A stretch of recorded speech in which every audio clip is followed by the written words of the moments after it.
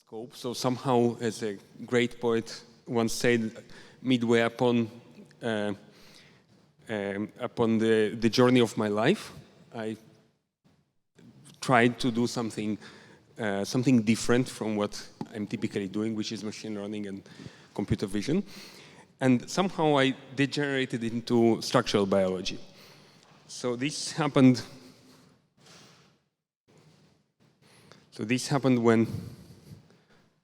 when I encountered this lady, Ellie Marks, and she just over lunch she said that she had a crazy idea about how protein backbone structure is formed, and maybe we can try looking into protein structure data in public data sets and verify whether this hypothesis is correct or not.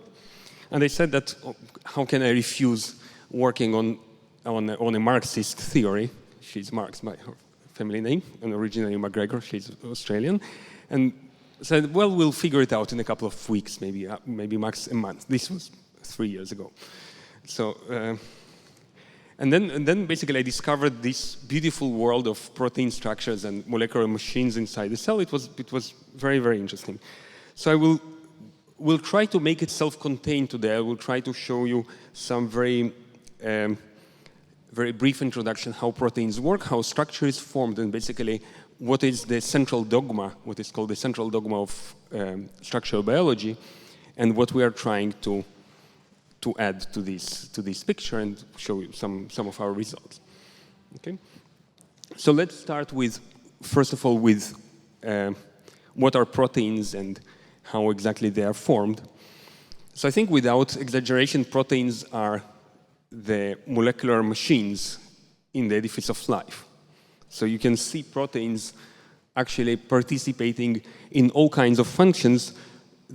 Probably the most important, or among the most important functions, are enzymatic reactions. So today in chemical industry you need huge pressures and high temperature to create something. Our cells do that at room temperature and normal pressures, right? So enzymes are really extremely efficient machine to catalyze chemical reactions. And of course, you can see here just a snapshot of very diverse proteins ranging from viruses to this incredible thing. This is a muscle protein of an insect, contractible proteins that actuate our muscles. And basically, the function of a protein comes from its structure. So proteins form complicated three-dimensional structures, and because of those structures, they then can perform their function. And of course, there are important computational tasks related to protein science. One of them that has been very spectacularly advanced by AlphaFold several years ago was the task of predicting how the protein will fold, basically how it will form its final shape. And then the inverse problem of that is designing a protein that will have a certain shape, or probably more interestingly, a specific function.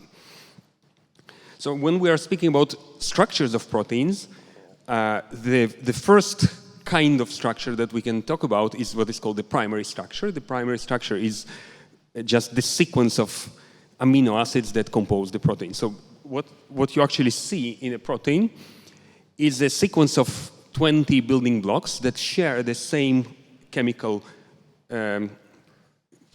piece that is called the backbone, which is this amine group. And then to that, hanging on that backbone atoms, carbon, carbon, nitrogen, there are different, what is called side chains, different residues that determine the type of the amino acid. So basically, they are linked into a long thread by what is called a peptide bond. It's a very particular type of a covalent bond that creates this long thread of amino acids. Then, what happens is that some local folding of this thread happens very fast because some of the backbone atoms hydrogen bond with each other and create stable structures. So one of the probably most stable structures in secondary structures in proteins are helices, alpha helices, and they are created by every fourth amino acid hydrogen bonding to its neighbor. And another very common type of secondary structure in proteins are beta sheets. They are created by a strand of amino acids hydrogen bonding to another strand running in parallel to it, and this creates very rigid, very stable structures of proteins. And then we can talk about tertiary structures, which are the folding of these secondary structures into a three-dimensional shape by the action of electrostatic forces, and then multiple proteins of the same type or different types can create oligomers and protein complexes, essentially building very complicated molecular systems. And then if we want to characterize, to quantify structures of the protein, probably the most local thing we can do is by looking at this chain of amino acids. So what is depicted here are 3 amino acids, 1, 2, and 3. So what you can see is there are 2 planes here formed by this triangle and this triangle. You can measure the angle between these 2 planes. This is called the dihedral angle phi. And then, of course, you can see the following planes. This is the dihedral angle psi. So these 2 angles describe the geometry, the local torsion, the local geometry of the backbone of a single amino acid. And we can plot the distribution of these angles over the whole set of amino acids in a set of proteins, and you will see that there are several modes in this distribution. For example,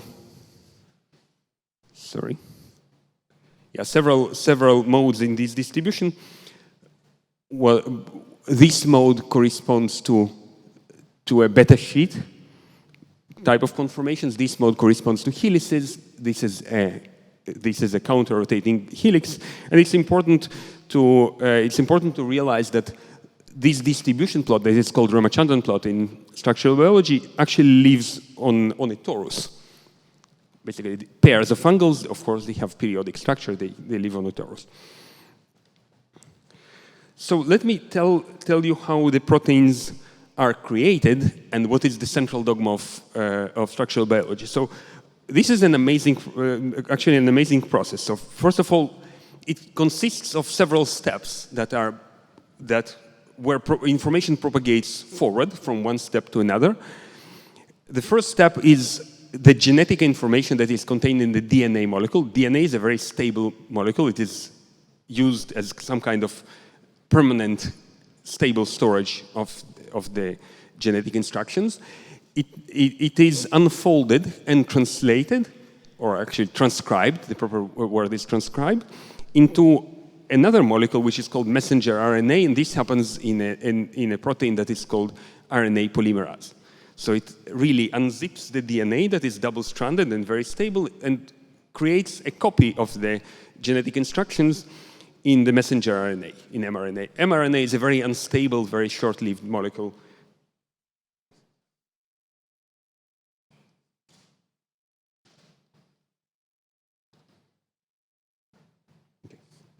Very short-lived molecule. So from mRNA, another molecular machine kicks in, which is called the ribosome. And the ribosome, what the ribosome does, it translates the instructions in the mRNA molecule into a peptide chain, into a sequence of amino acids linked together by the peptide bond. And basically what happens inside is that there are 20 different types of amino acids. There are 4 different types of nucleic bases that form the mRNA molecule. So you need somehow to encode 20 letters with 4 letters. So a sequence of 3 letters that is called a codon describes the amino acid that is going to be created. And there is a molecule that is denoted here that is called the transfer RNA or tRNA, another important molecule that essentially speaks these 2 languages. It speaks the language of nucleic acids and the language of amino acids. And it adds the amino acid to the growing peptide chain. And then the peptide chain folds into a protein. So these are the steps, and the dogma says that there is this forward flow of information. Once you created an mRNA, who cares about how it was formed? Once you created the peptide chain, who cares what it was translated from? Now, if you look at the genetic code itself, basically how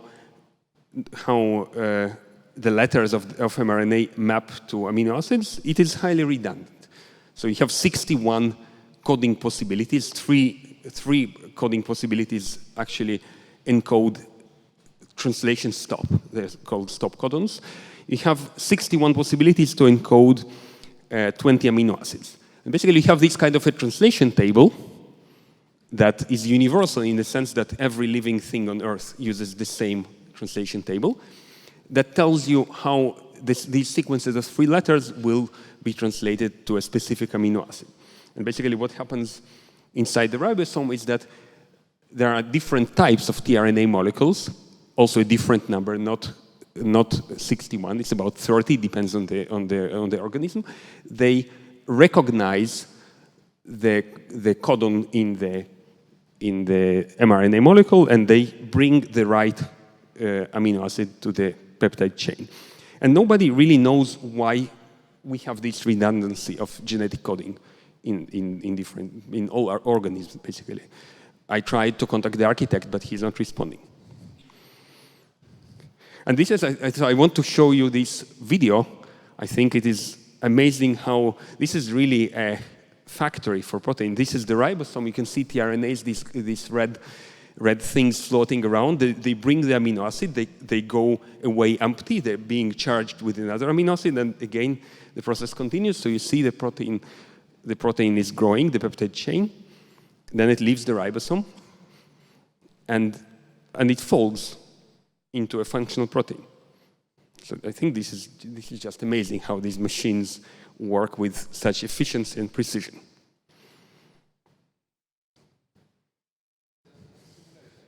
Well, of course, this is a simulation, but it is based on crystallographic structures, so these structures are precise. And actually, the motion is molecular dynamics simulation. So it's simulation of the forces, of electrostatic forces.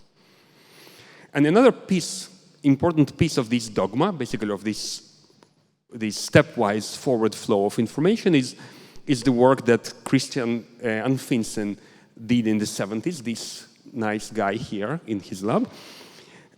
He took a protein that is called, I think, one of the big proteins of, I think, RNA polymerase, and he disrupted its structure by putting it into a detergent that unfolds the protein. And then he removed the denaturing agent, and he saw that the protein regained its function. And then he concluded that the native structure of the protein is only determined by the sequence of amino acids and then thermodynamic and electrostatic forces that act on them. And of course, the consequence of this is that we don't really care about the identity of those codons that encoded the sequence of amino acids. Once we have that sequence, basically it will fold into a functional protein, and it will have a very specific structure. And for that work, he actually got his Nobel Prize. But basically, we know that there are synonymous ways of encoding the same amino acids. They are termed silent mutations. Silent meaning that they are mutations, but they are not. They don't have any impact, any consequence on the functioning of the protein. But in the recent decades, there is mounting evidence that this is not true. So it is known that many silent mutations can affect protein function, some global structural properties, and the rate and the rhythm of translation of a protein, and they are implicated in disease, in cancer in particular. And basically, the mechanism is not entirely clear. We don't know why silent mutations cause this, because they are supposed to be silent. And there are some hypotheses that has been raised before that basically there is some kind of a non-local impact of the synonymous mutation.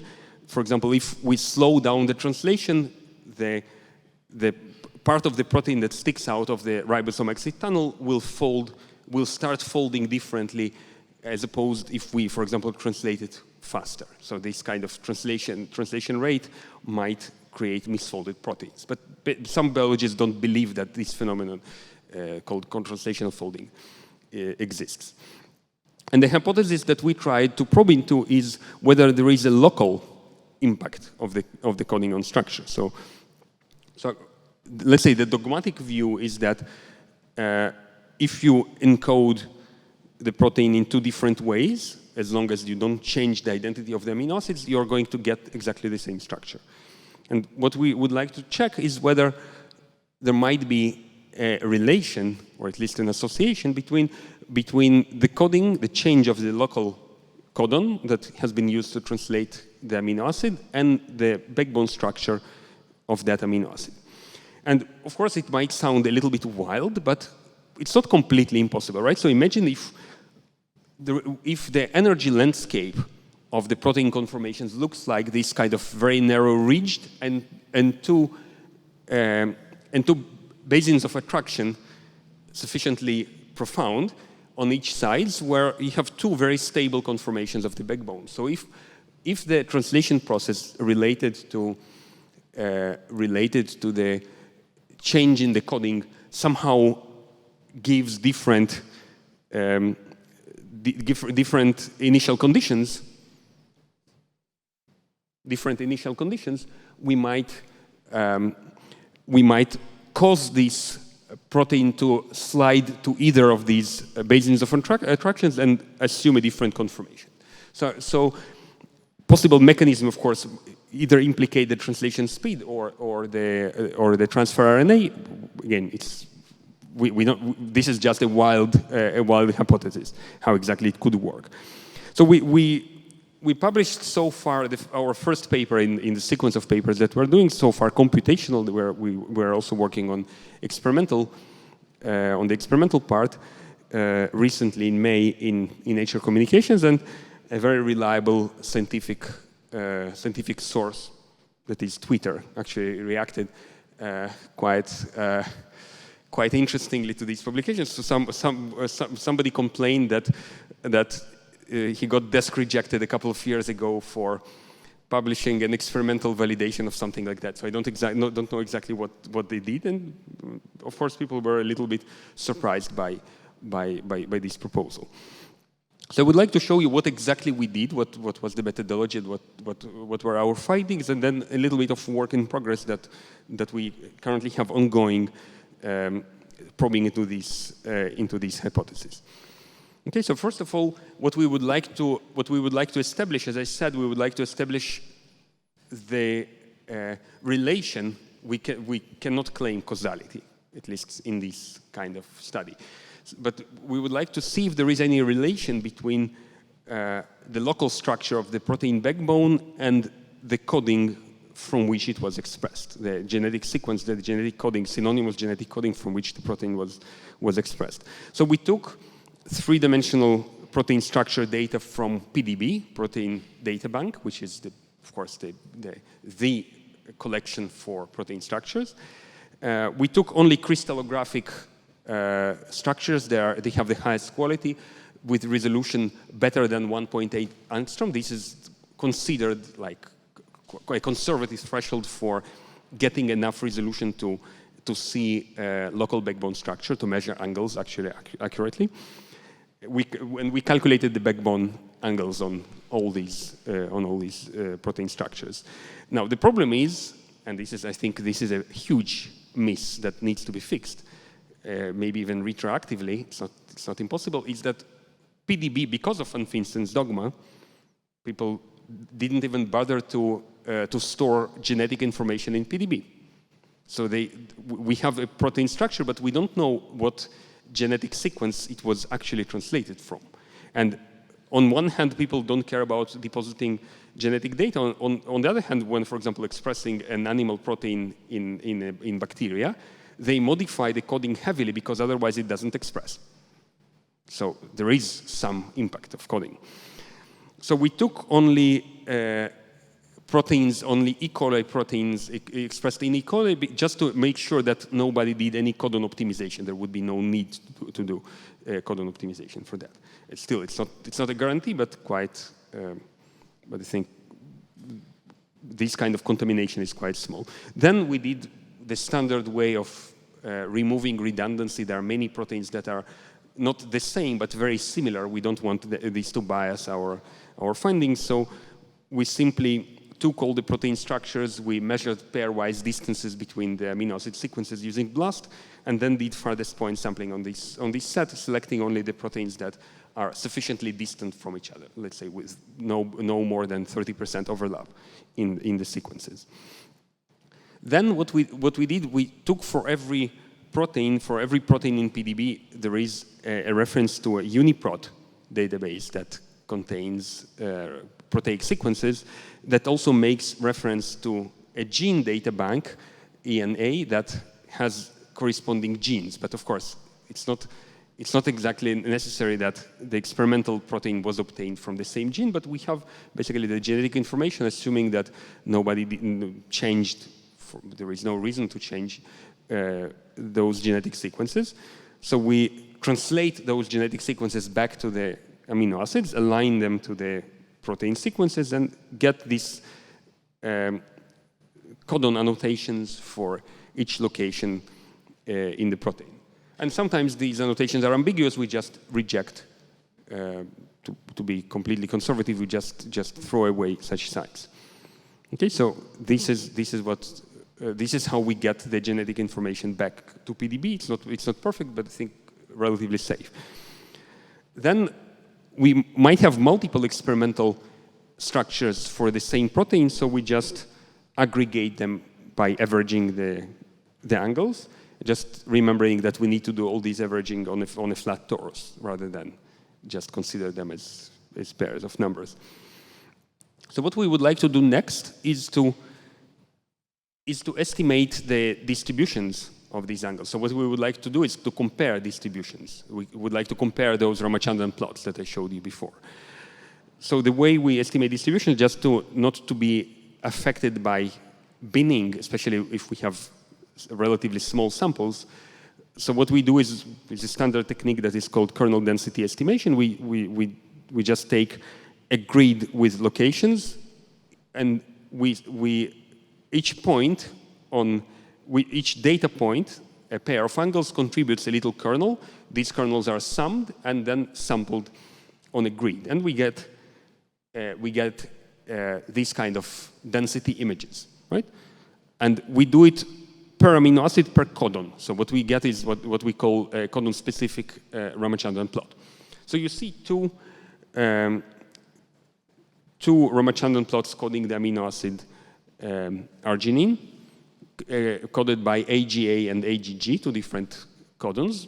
Well, you can say that maybe they look different, right? But you can also argue that perhaps this difference is coming from just different sample sizes and maybe just randomness, right? Because you just drew some finite sample from the same distribution. So the question is obviously how do you really reliably tell whether the distributions are different? Okay.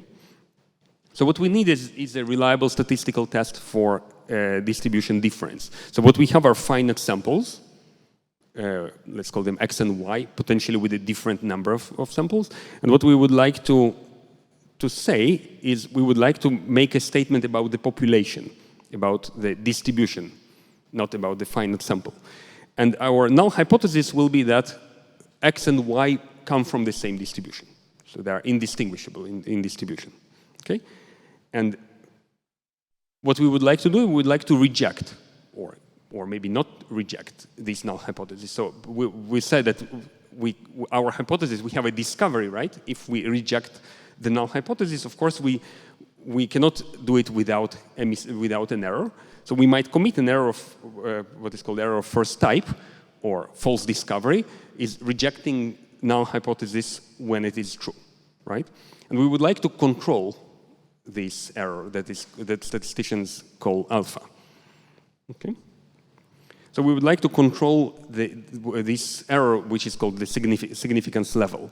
So we need to pick up a test statistic that somehow reflects where we are in terms of the null hypothesis. So we run a test statistic on these two samples, X and Y, and if it is small, probably the null is correct, and if it is big, probably the null is wrong, right? So we'd like to either to reject or not to reject the null.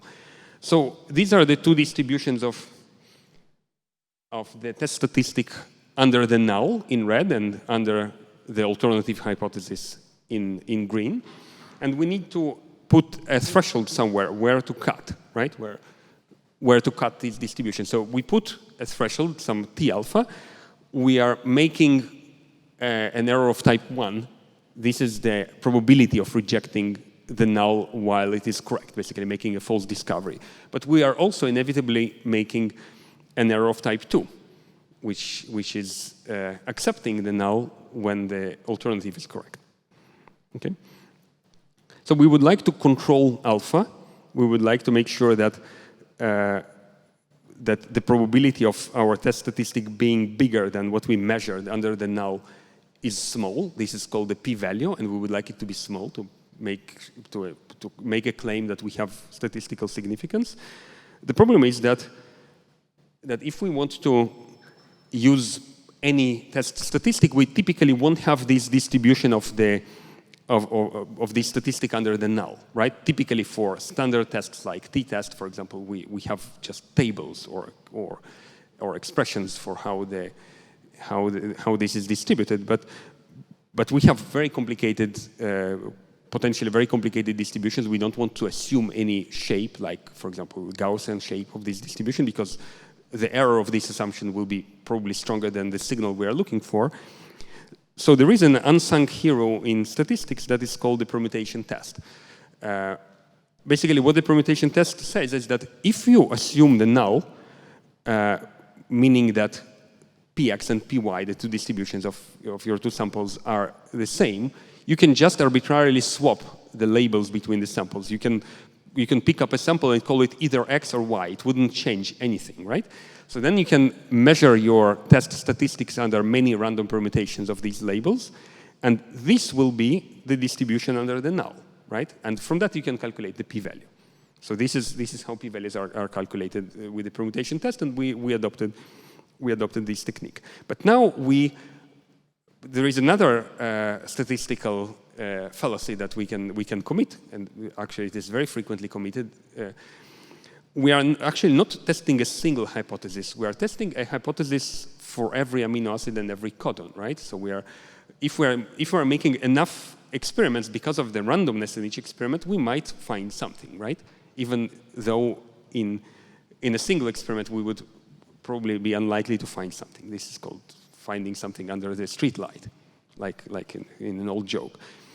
So for that, we need to actually realize that we are making multiple hypotheses, and we need to correct for this phenomenon. This is called multiple hypothesis correction. So what I'm showing here is the distribution of the p-values, and you can ask where to put the threshold, where to declare that we have significance. And there is a very elegant and very simple procedure that was proposed by Benjamini and Hochberg that correct for independent hypothesis testing. So they just tell you where to put the new adjusted significance threshold. Okay, so we adopted this technique as well. We control false discovery rate in this correction. Now, the next thing is two important biases that we might have in the data that we would like to account for. So one is essentially unrelated to our phenomenon, but it is well known that different secondary structures have different codon distributions. For example, the same amino acid appearing in a helix or in a beta sheet will be encoded with different prevalence, different distribution of the same set of synonymous codons. And of course, there is an evolutionary explanation to that. For example, if I substitute a certain amino acid by another amino acid that forms more stable helices, evolution will prefer that mutation. But reaching that mutation is easier because mutations happen at DNA level and not at amino acid level. It is easier to reach that mutation from certain codons and not from certain other codons, right? So that, therefore, we'll have some positive or negative bias for coding. So you can see, for example, in a strand and in a helix, the valine amino acid encoded by 2 GTA, GTT codons out of the 4 possibilities it has, they have different distribution.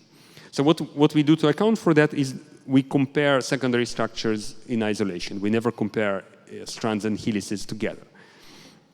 Then there is another problem that we have is that we have wildly different codon frequency. Some codons are rare, some codons are more frequent, about an order of magnitude difference in the frequency of the codon. So we have very different sample sizes.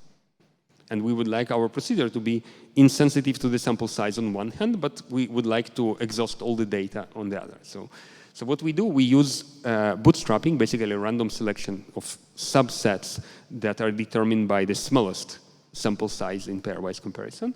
And we use basically all those bootstrap samples in calculating the p-values. So in this way, we get, we both use the full data set and are not sensitive to the sample size. So this is just, in a nutshell, the flow chart of the procedure that I described. So let me show you what we actually find with it. So first of all, after we do the multiple hypothesis correction, we see that all secondary structures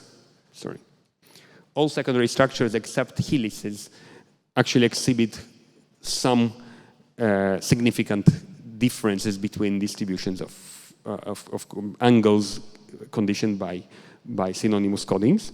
And actually, it's not very surprising that helices don't show any significance because helices are very stable and very, very rigid structures. So probably it's very difficult to get different backbone conformations in helices. The electrostatic forces holding them together are very strong. They will probably overwhelm any coding initial conditions.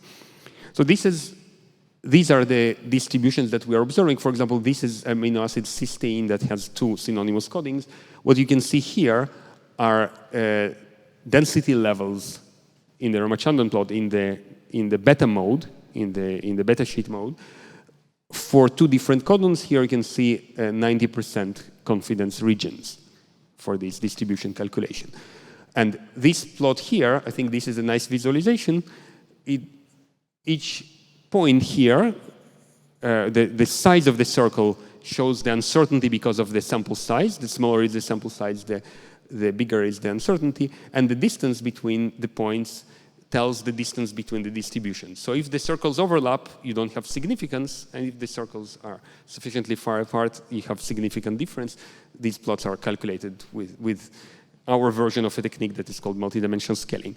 And you can see that there are some codon pairs that give significant differences. For example, some codons like valine, for example, here, doesn't show any significant influence of coding. And again, the situation with helices, you can say that, for example, for cysteine, you actually would get significant difference here. P-value here is relatively small, but it doesn't survive multiple hypothesis correction. So it might have been by chance. And of course, this result doesn't tell us anything about the causal direction, right? So we just show that there is a significant association between the choice of the synonymous codon and the distribution of the backbone angles, but we cannot claim that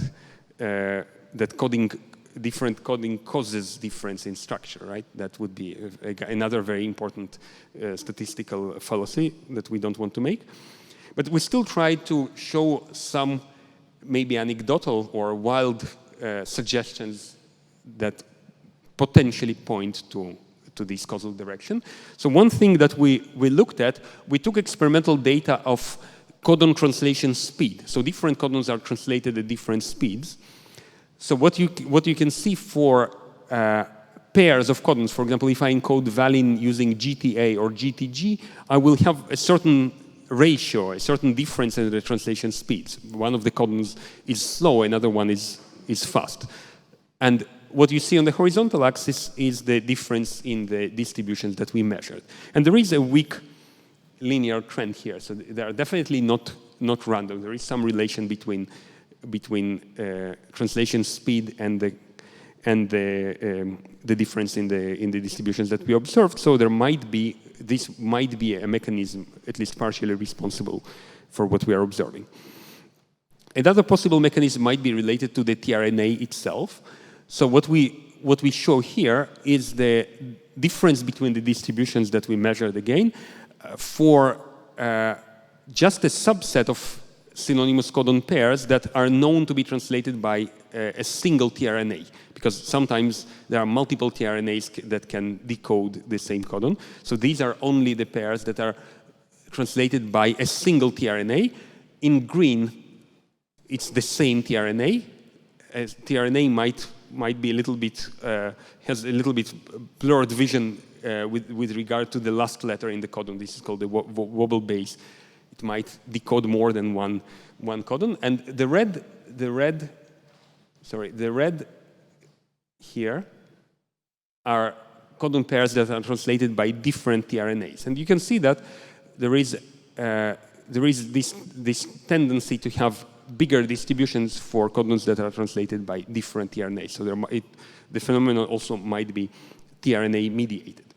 But what I showed you until now it's not constructive, right? So you cannot go to the lab. It's not clear what's the next step. So you see this phenomenon, but if you want to actually probe for it experimentally, these are distribution studies. You cannot really say, okay, take this structure. So what we are trying to do now is basically have a constructive procedure that tells you, okay, take this structure, mutate this site, and probe for it experimentally. So we try to automate what I will now show you on a single example, but basically after you automate it, you find a list of such examples. And I think this example is good, so I will show it to you. So these are two proteins from, sorry, what happened?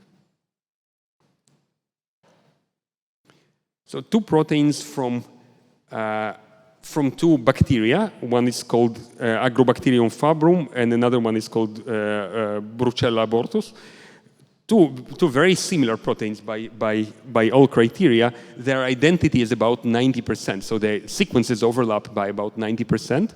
The conformations, so you can see them aligned together. The 3D structure is also very, very similar, except two loops. You see here, there is a loop here, it is different, and another loop that is different here. So if we zoom in on this loop here, you see there are two turns. Actually, turn is kind of an unaccomplished helix. So it tried to coil into a helix, and then some amino acid disrupted it. So it still has a hydrogen bond here that holds it stiff, but it's not a helix. So the loop structure is more flexible. And we have local synonymous mutations. So this is the turn that I referred to, that is different, has two different conformations.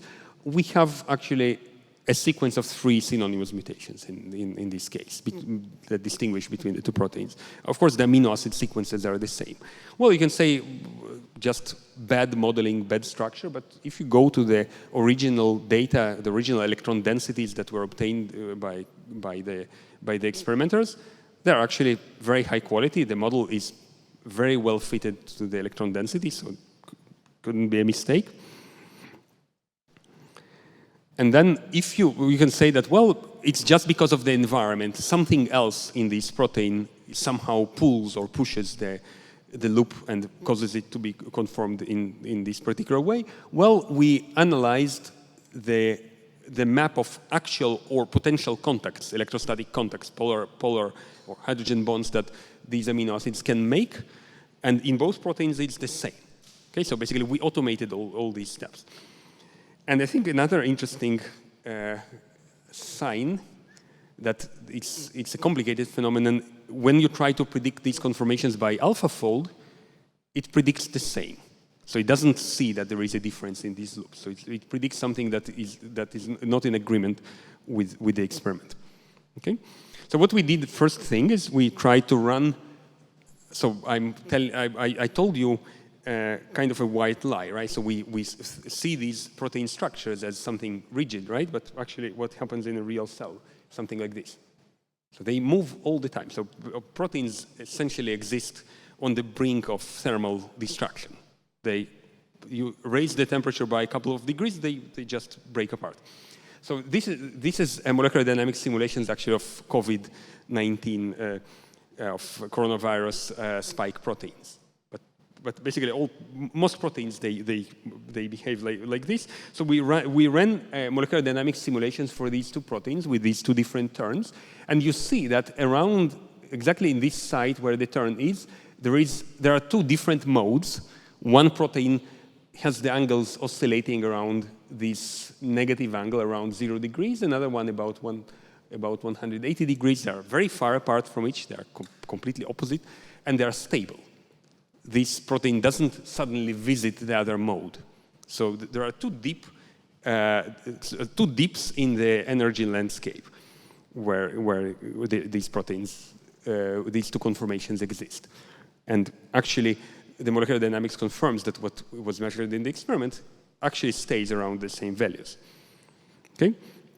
So you can say that something in the loop, something in the environment could be affecting that, but what we try to do is to create these synthetic, these artificial chimeric structures, just transplanting the turn from one protein to another. So, okay, let's put it in the other environment.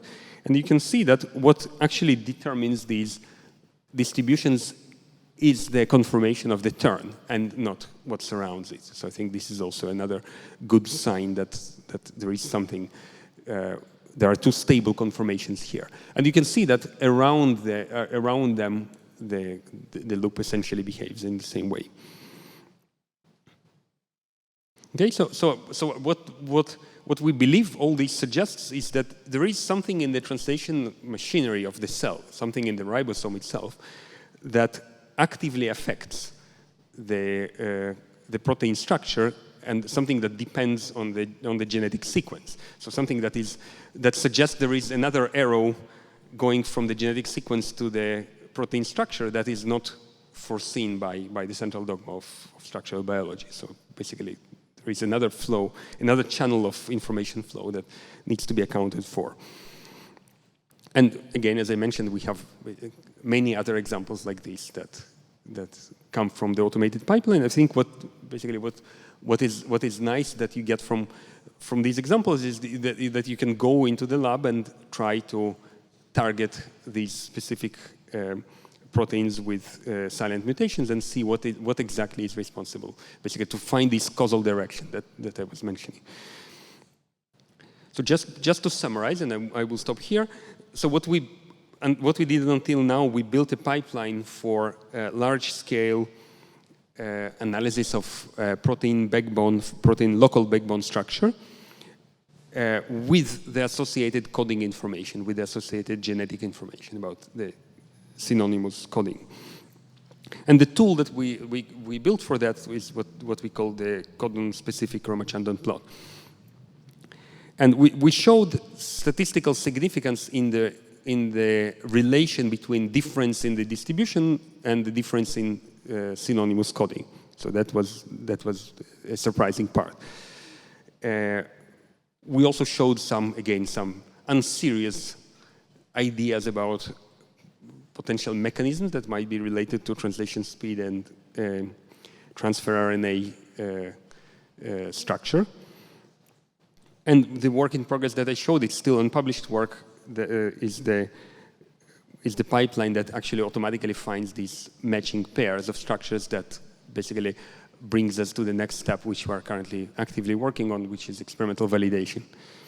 And I think, again, I didn't connect this to the medical field, but of course it has impact. Understanding how proteins fold or misfold has importance in different types of disease, and also in creating vaccines. Now with the era of mRNA-based vaccines, the codon optimization of those vaccines is an extremely sensitive and delicate and important task, and it might have interesting implications. I would like to stop with this picture. So this was another unsung hero of structural biology. This is Escherichia coli, the bacteria that probably 70% of protein structures in PDB have been expressed with. Didn't receive any royalties for that. But I think what is more incredible is this picture. So these are all the major macromolecules that E. coli is composed of, and eukaryotic cells that we are made of are orders of magnitude more complex. So if you look at this mess, and of course, remember that it moves all the time. So if you look at this mess, can you really make any statements about that something always or never happens there?